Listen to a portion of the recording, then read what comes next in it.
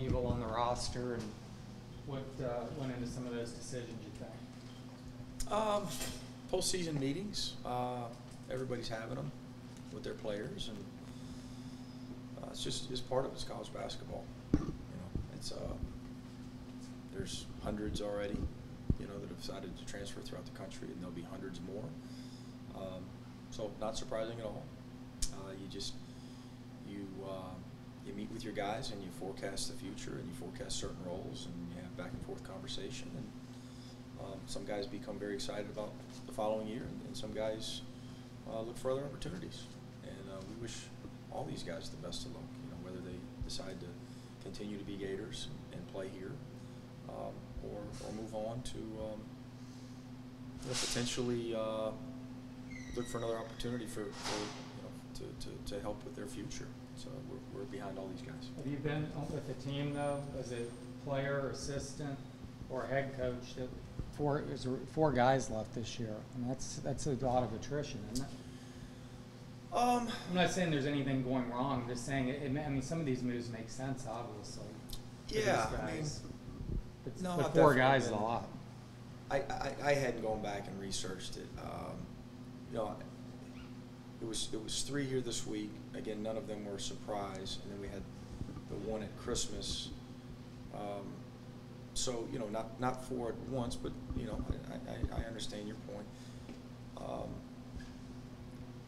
I would think I've been a part of 3, 4, 5 in a year.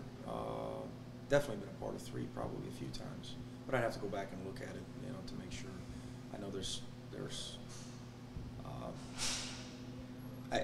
last spring you stuff pops up on Twitter that this school, these guys lost 3, these guys lost 4, these guys it's college basketball. It's part of it. And then with each kid, it's a different scenario. Especially Chase was very unique. Chase was definitely very different than these 3 this week. Had a lot less to do with the factors involved with the conversation that we've had lately. How much with Ballard and Okara? How much was what is coming in added to what you also have there that they just couldn't see a pathway to a lot of playing time? You'd have to ask them. I'm not sure. They might give you a different answer. I don't know. Both of those guys would have liked to have played more and been given more opportunity this year, and that's what they're looking for. What do you think happened with Ballard's trajectory going down the season? He started off real well. Yeah. Valuable contributor, wasn't playing at all at the end. What happened then? We found we shortened our bench there at the end of the year and tried to play the guys that were playing the best, both offensively and defensively. He's a good guy, and his teammates liked him, and he brought energy, and we always liked his talent level and his competitiveness level. He just certain guys win minutes and certain guys don't. It's part of it. You can't play 13 guys. You got to play the best way that you think gives your team a chance to be successful. That's it. What kind of opportunities does this give you, though, and just the program to add to the roster and to build it in a different way? And I assume this means you'll be in pursuit of transfers. Yeah, potentially. Yeah, transfers. High school guys, really open to any type of guy out there that you hope is a really good fit. You hope that would accept the role. You would hope that would put winning above individual aspirations. We hope that we can find some guys that want to be a part of Florida basketball ascending and being a part of a big year, maybe 2, maybe 3, maybe 4. But again, being a part of something special, bigger than themselves. Character guys, fit our culture, and obviously good players, good students, guys that like the guys that are leaving, guys, and the guys that are currently on this roster, guys that are going to represent this university the right way. There's a lot of people are going to ask you about height, getting more height. Obviously, that's been the problem the last couple of years. And is that I mean, obviously, is that something you're targeting, or is there that much of it still available out there? Or is that going to more likely come through transfers? I think both. You know, I think some people could argue that we've got that we've got some size and we've got some height. We've got to get more production from our size guys. But you know, we've got you know, right now on the roster, you've got Gak, who sat. You had the attrition, of course, with Chase leaving at Christmas. You've got Isaiah Stokes and Dante Bassett, and we've signed Omar Payne early. I mean, you got plenty of size guys, and we'll sign another size guy here late. We've just got to get better up front. And It's more about development then. Yeah, you know, development and experience and health. I mean, we've had more injuries up front than I can't imagine anybody in the country's had more injuries than us. And it's not something we're going to talk about on a weekly basis because I don't want our guys making excuses. I'm not making excuses. But when you ask, just answering the question, I mean, we've got to get healthy up front. You know, it was. I could go back 4 years. It was, my goodness. There's been a lot of guys. You know, Devin had the foot, and Dante Bassett had the foot, and Johnny Bunu had 2 or 3 season-ending injuries. I mean, and then you've had Chase Johnson 2 years in a row, and then Keith Stone this year, and I'm probably missing some guys. Gak this year and last year. So we've got to get healthy. We've got to develop. We've got to get a little older up front. But we've got talent up front. We've got to get production somehow. And then, you know, this year we played without a true 4, and you know we're looking. Right. What's out there, we'll see. Is that the top priority, the 4? Oh, I think that there's a few of them really. I mean, we like front court help, but we also need we'd like to shoot it better. We'd like to continue to add backcourt guys. We'd like to add character guys. Open to anything really. Just trying to piece it together the best we can. Mike, given injuries and up and down, how is this group to coach? This year? Yes. Rewarding at the end. I mean, we had our struggles this year. Our culture wasn't as good this year as it was the previous 2 years, especially a couple years ago. We had some unhappiness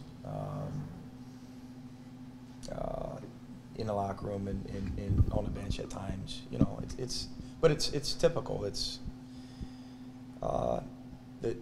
I'm sure the majority of the 16 teams that are still playing have a pretty good culture, but it's pretty typical in college basketball to you know, have guys on the bench that are frustrated, and again, you just, it's not about keeping guys happy. It's about what gives you the best chance to win, and so we had some of those struggles, but off the court, absolutely zero issues, good guys, and then at the end of the year, I mean, you figure out a way to play. Finally, it took too long, and that's on me.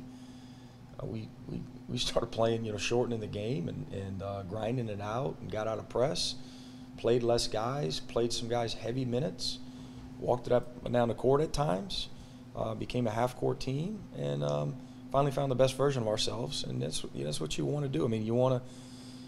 Did we max out over 35 games or however many games we played? I don't know. I can say that. Did we max out at the end of the year? I certainly think we were playing as well as this team could have played at the end of the year. You know, a few possessions there against Michigan. That, otherwise, we'd still be playing right now. You know, if we had just fixed some things and made a couple shots there. But the way we played in the SEC tournament and in the NCAA tournament, for the most part, it's rewarding because I mean we were sitting there at one point 12-11, wondering if we could find a way to have a winning record. So you're go ahead. You talked about how wanting an alpha leader. Kavarius Hayes was a guy that Yeah. led this team. Have you seen one of the young guys kind of step up in that leadership role, or is that something that you're looking for when you do look at transfers or Yeah. high school recruits? Well, I think in today's day and age, anyone that you're recruiting, if they can bring you some leadership, if you can find it, I shouldn't say in today's day and age.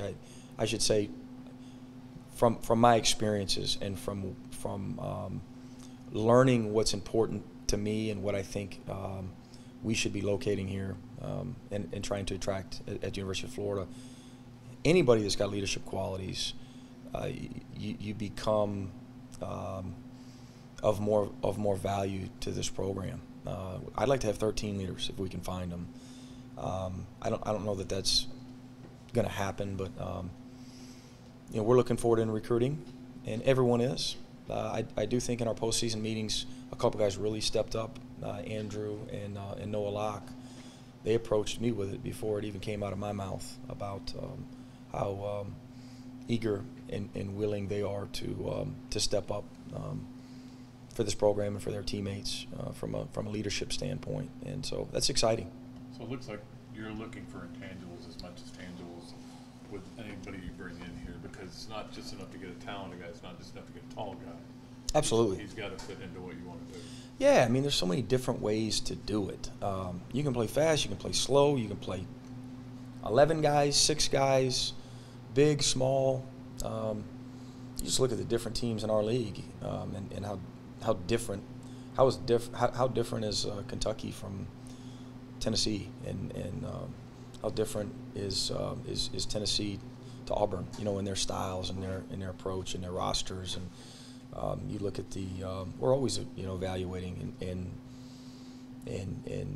trying to learn from some of the best basketball programs and NBA teams, and everybody's different. So I'm not. The first got here, I had a style of play that I would have, in a perfect world, I would have liked to have played, and that's how we played at Louisiana Tech. And which is way more fast tempo. Yeah, it's faster. This was. I mean, our tempo this year. I had never even been on a staff that had played nearly this slow. Did you have to learn how to coach that?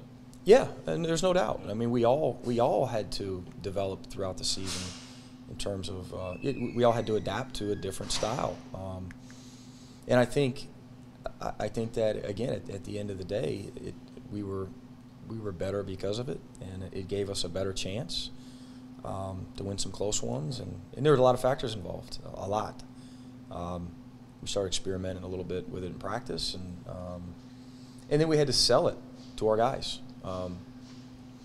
And that took a little while. I mean, we went through different phases this year. You guys know it. I mean, you watch our last few games and you compare them to our first few, and compare those to a couple phases we went through in the middle of the season. And I mean, we were like 4 or 5 different teams this year. But credit our guys to continue to evolve and to continue to be open to different styles of play. That said, moving forward, I don't know how we'll play next year. And I really don't care because I'm open to any type style. I want to win, and we want to max out. We want to get to March, and we want to make a run. That's the goal here every year, of course. And then we're going to continue to schedule. We're going to continue to schedule very, very, very hard and give us a lot of opportunities. We'll see, but we'll get guys on campus as soon as possible. Hopefully, we get everybody here in Summer B. Practice it up, evaluate it. Skill develop, and come up with a plan and see which guys actually earn the most minutes, and we'll figure out how we're going to play. So, Mike, when you look at the Sweet 16, 4 SEC teams and FSU were in there, I mean, how difficult is that? I mean, it's kind of uphill battle there, right, when you look at it? In what? I mean, 4 SEC teams and FSU are in the Sweet 16. Yeah. For us moving forward? I guess it is every year. I mean, we play in a big-time league. It's more than usual, though, isn't it? I mean, SEC used not to even get 4 teams in the tournament. Lately, I mean, the SEC, we've been getting more. Of course, we got 8 in the tournament last year. I don't know how many we got in the Sweet 16 these last couple of years, but it's good for our league. It's good for our state. You've got good programs in the state, good programs in our league. We get the opportunity to play them all.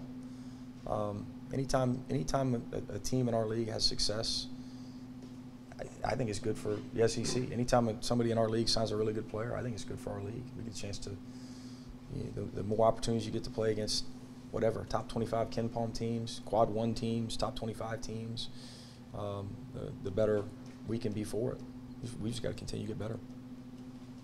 What growth do you want to see from the freshmen heading into the offseason? What have you seen from them from day one to now at the end of the season? Both Andrew and Noah were so prepared mentally, especially from a toughness standpoint, that we saw it pretty early. Both of those guys, it was more about learning our system and then learning our new system and then our new one and evolving throughout the season, adjusting to the length of a season, scouting reports, overcoming adversity probably for the first time in their careers, having a tough game, being outplayed by a really good SEC junior or what have you. You know, all those type of factors that they had probably seen for the first time. But both of those guys had really, really good years, really good years. And then Kiante Johnson, he had a pretty good first half of the year, and he had a big-time second half of the year. I think we could see the biggest difference in him, of course. Some of it was opportunity, some of it was development, and some of it was buy-in. I think he got tougher throughout the year. He got more accountable. He grew up. He matured a lot during the season. All three of those guys have a chance to be very good, of course. How do you assess those character and leadership qualities when you're recruiting those guys?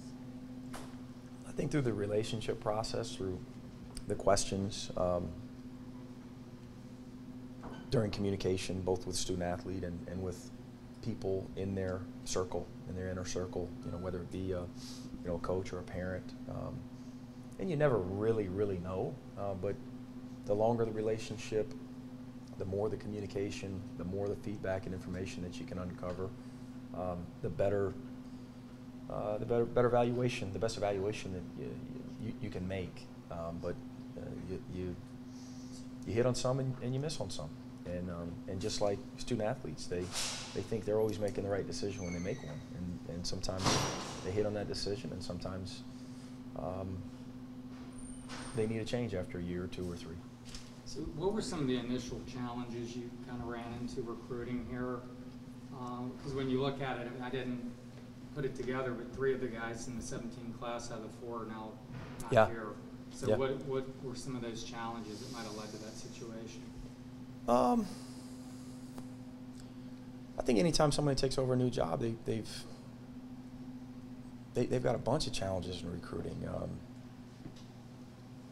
Understanding the base, understanding the university, the strengths and the talking points, the selling points of the university, of the program, but most of all, just the relationships. You're just behind on relationships, and you've some guys can get a job with some momentum. I think that a lot of times you get a job and you don't have a lot of momentum with that current base for whatever reason. You know, when we got here, we had to. It took time to develop relationships with guys and to be able to land guys in that second, third, fourth class.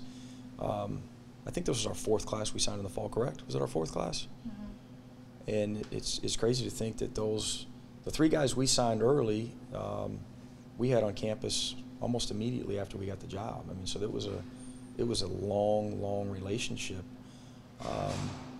And anyone that we signed in those first 3 classes didn't quite have that same relationship. So it's always a challenge. You know, in the 2020 class, you're talking about 3-4 year relationships with not necessarily just a student athlete, but the student athlete,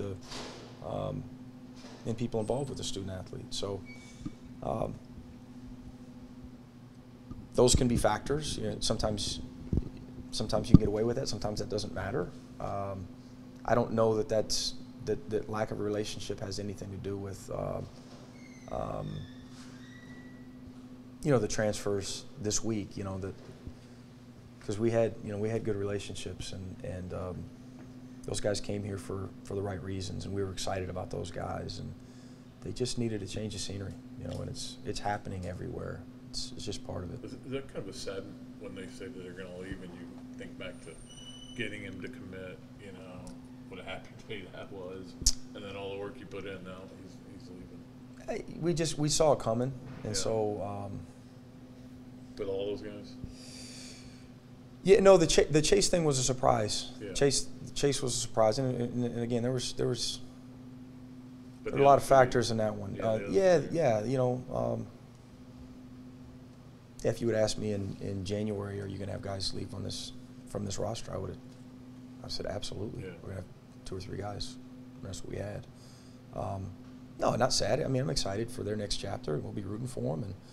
And then, you know, as Edgar asked earlier, it's an opportunity to continue to evaluate, you know, the landscape and see who we can add, and you know, we'll figure it out.